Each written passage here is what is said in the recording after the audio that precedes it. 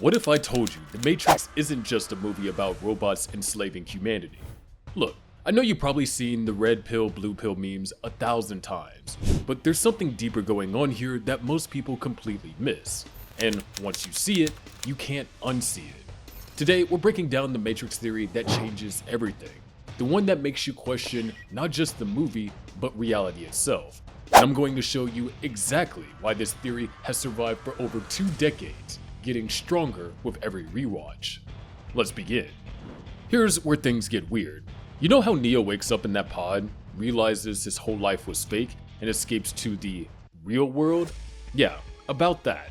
There's a theory that's been around since 2003 that suggests the real world isn't real at all. That Zion, the Nebuchadnezzar, all of it is just another layer of the Matrix, a simulation within a simulation. At first, this sounds like one of those fan theories that people make up just to sound clever. But hold on, let me show you why this actually makes sense. In Reloaded, Neo stops the Sentinels with his mind, no jack-in required. He just holds up his hand and they drop. The film never explains this. Neo's powers shouldn't work outside the Matrix because outside the Matrix, there is no code to manipulate. It's the real world with real physics. Unless it isn't. Think about it. If the real world is just another simulation, suddenly Neo stopping machines makes perfect sense. He's still manipulating code. He just doesn't know it yet. But there's more. In Revolutions, after Neo gets his eyes burned out, he can still see. Not with his physical eyes, but he sees the machine city as pure golden light and energy. He sees Bane, who's possessed by Smith, as a glowing outline. How does a blind man in the real world suddenly gain computer vision? Because he's not in the real world. He's in another level of the Matrix. Now, I know what you're thinking, but why would the machines create 2 layers? What's the point? Control. The machines learned something crucial.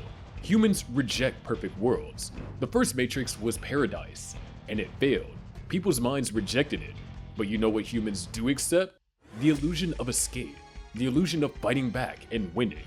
So the machines created Zion. They created the real world as a prison for the minds that reject the primary Matrix. These people think they've escaped, think they're fighting the good fight, but they're still batteries, still controlled, still asleep. Now real quick, subscribe to the channel if you haven't yet, because you shouldn't miss what's coming next. The Merovingian says something in Reloaded that everyone glosses over. Choice is an illusion created between those with power and those without. He's not just being philosophical, he's telling us the truth about the entire system. Every choice in the Matrix films is actually predetermined. Neo choosing the red pill? The Oracle already knew he would. Neo choosing to save Trinity instead of returning to the source? The Architect already predicted it. Even Neo's final sacrifice was exactly what the machines wanted all along. The sequels get criticized for being too complicated, but this is the point they're making. Free will might be an illusion, not just in the Matrix, but everywhere. Look at how the Oracle operates. She doesn't tell people the future. She tells them what they need to hear so they make the choice she wants. When she tells Neo he's not the one in the first film, she's not wrong. He isn't the one yet. But by telling him this, she creates a condition for him to become the one later. She's not predicting, she's programming. And if you're watching this thinking, well, I make my own choices, are you sure? Or are you just responding to inputs and in stimuli in predictable ways, like everyone else? The Matrix theory suggests that even our rebellion is controlled. Even our resistance is part of the system. The red pill is a blue pill in disguise. Stick around because what I'm about to tell you next will flip everything you thought you knew about Neo and Smith. This is the part where it really gets mind-bending. What if Neo and Smith aren't opposites? What if they're the same consciousness split in 2? The Oracle tells Neo directly, he is you, you're opposite, you're negative.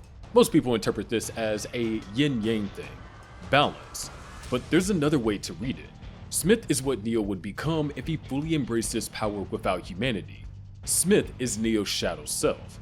Notice how Smith's powers evolve in lockstep with Neo's. When Neo learns to fly, Smith learns to replicate himself. When Neo becomes more powerful, Smith becomes more destructive. They're mirror images upgrading simultaneously. And here's the kicker. At the end of Revolutions, when Smith absorbs Neo, they merge. Neo doesn't defeat Smith through fighting. He defeats Smith by becoming Smith, by letting Smith take him over completely. The moment Smith absorbs Neo, he says, "It ends tonight." Then he laughs, calls Neo by his real name for the first time, and suddenly looks terrified.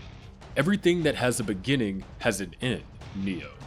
Why does Smith suddenly call him Neo instead of Mr. Anderson? Because in that moment, Smith realizes what he's become.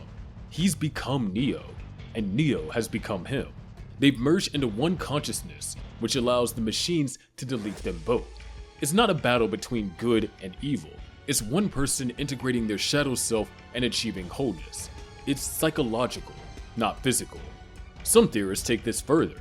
They suggest Neo and Smith were always one program from the beginning. The one is designed to have an opposite to maintain balance in the system. You can't have a chosen one without a chosen enemy. Both are functions of the same control mechanism. Think about it. The machines create Neo to give humans hope, but they also need to create a threat big enough that Neo's sacrifice seems necessary.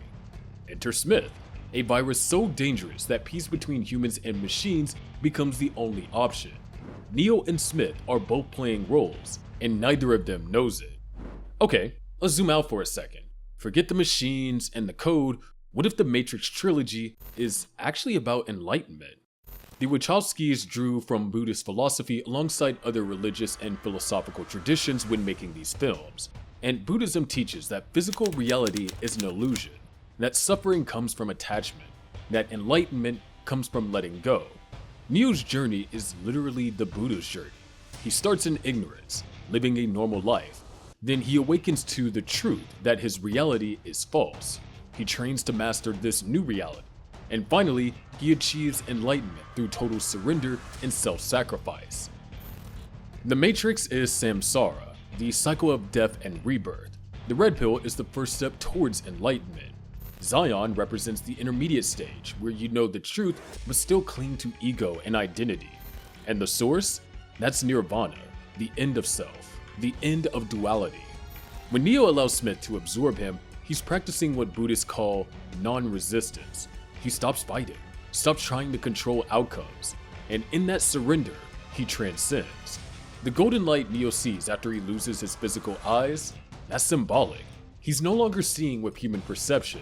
He's seeing reality as it truly is, as energy and interconnection. He's seeing with enlightened awareness. This is why the Oracle tells Neo, you've already made the choice. You're here to understand why. The Matrix theory here is that the entire trilogy is a spiritual allegory. The machines represent the ego. The Matrix represents Maya, the illusion of separation. And Neo represents anyone on the path of awakening. We're all Neo. We're all trapped in our own mental constructs, our own matrices of belief and conditioning. And enlightenment is possible for anyone willing to question reality itself. So what's the point of all this? Why does it matter whether the real world is fake or Neo and Smith are the same person? Because these films came out in 1993 and 2003, and they predicted the world we live in now. We're living in a time where people genuinely question what's real. Deepfakes, AI-generated content, virtual reality, social media echo chambers. Everyone's living in their own personalized matrix, seeing only what algorithms want them to see.